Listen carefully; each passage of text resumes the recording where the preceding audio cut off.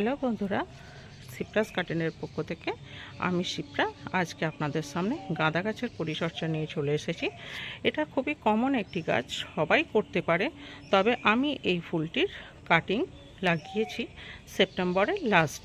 একদম বালির বেডে বসিয়ে রেখেছিলাম, কাটিংগুলো খুব সুন্দর লেগে গেছে। আর এই ফুলটি শীতকালেই হয়ে থাকে, অবশ্য অল সিজন হয়ে থাকে। তবে এই যে চারার যে ভ্যারাইটিটা, এটা শীতকালেই ফুলটা ফোটে। গত বছর আমি নার্সারি থেকে নিয়ে এসেছিলাম, খুব ভালো রেজাল্ট পেয়েছি। পুজোর জন্য তো খুবই ভালো, তো যার কারণে মাদার প্ল্যান্টটা রেখে দিয়েছিলাম, তা থেকে কাটিং লাগিয়েছি। খুব সুন্দর ফুলগুলো হচ্ছে, এবার ফুল ধরে যাবে। আর পরিচর্যা বলতে ডিএপি, খোলের জল ছাড়া আমি মাস্টার এতে কিছুই দিই না গাঁদা গাছে। কাকা কনফিডার হাতের কাছে থাকে, কাকা কনফিডারটা আমি সপ্তাহে একদিন করে স্প্রে করে দিই। যদি কেউ গাঁদা গাছকে স্নান করিয়ে দেয় প্রতিদিন, ফুল যতক্ষণ না আসছে, তাহলে কিন্তু কাকা কনফিডারেরও প্রয়োজন হয় না। তো আমি প্রতিদিন সকাল হলেই কিন্তু যখনই গাছে জল দিই, তখন কিন্তু গাঁদা গাছকে পুরোপুরি শাওয়ারিং করিয়ে দিই।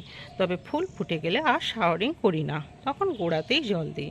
আর ফুল ফুটে গেলে যে কোনো সিজন ফ্লাওয়ারে আমি আর খাবারও দিই না, তখন খাবারের প্রয়োজন থাকে না। কারণ সেই সময় যদি খাবার দিই, ফুলের কালারটি নষ্ট হয়ে যায়, বেশি দিন লাস্টিং করে না। আর খাবার বলতে শুধু খোলের জল আর ডিএপি গাঁদা গাছ ভীষণ পছন্দ করে, তাই আমি খাবারের তালিকায় এটাই রেখেছি।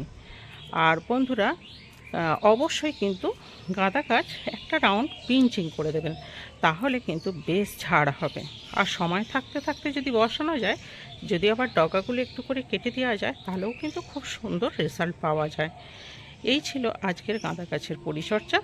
ভালো লেগে থাকলে অবশ্যই কিন্তু কমেন্ট করবেন, শেয়ার করবেন। চ্যানেলে যদি নতুন হয়ে থাকেন, অবশ্যই কিন্তু চ্যানেলটি সাবস্ক্রাইব করে যাবেন। আজকের মতো এইটুকু। সুস্থ থাকুন, ভালো থাকুন, অসংখ্য ধন্যবাদ।